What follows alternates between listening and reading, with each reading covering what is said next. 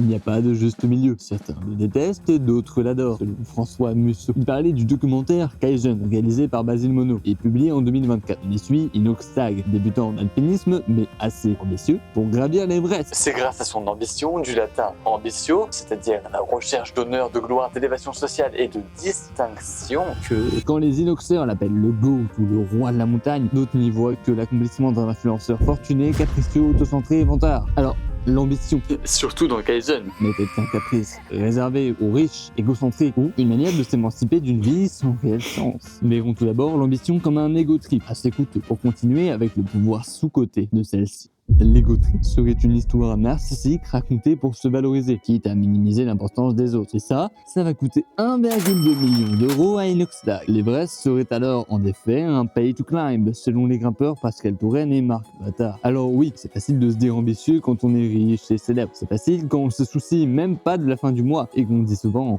« moi ». De plus, sans le vouloir, Kaizen met en avant la très discutable méritocratie. La méritocratie qui félicite les vies extraordinaires et donc choisie au détriment du reste des vies en apparence pas si incroyables. Or, on le sait bien, la méritocratie n'est qu'un concept inventé par les privilégiés pour s'auto-persuader de la légitimité qu'ils ont à avoir ce genre de privilèges. Ainsi, l'ambition d'Inoxtag Nous pousse à rester spectateurs et à subir une certaine propagande libérale, et bien sûr consommer pour compenser notre frustration. Et nous voilà à acheter le tout nouveau livre de développement personnel.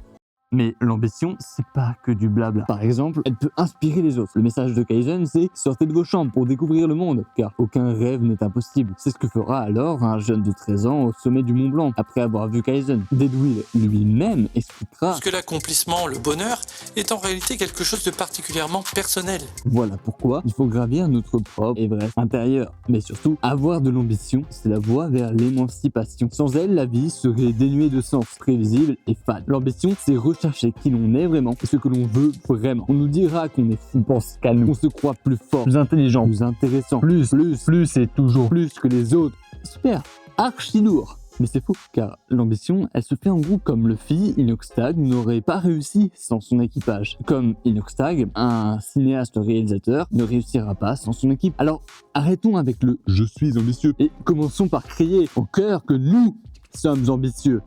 Finalement, l'ambition, entre autres dans Kaizen, c'est pas du blanc ou du noir. C'est parfois égoïste, oui, mais sans elle, nous ne serions pas les personnages principaux de nos histoires. L'ambition n'a pas à être une question d'argent, de gloire. C'est l'essence qui nous pousse à créer, à oser et devenir ce qui nous correspond vraiment. L'ambition, c'est du courage, aveugle et impertinent, oui, mais que l'on veuille devenir réalisateur ou grand restaurateur, elle est nécessaire.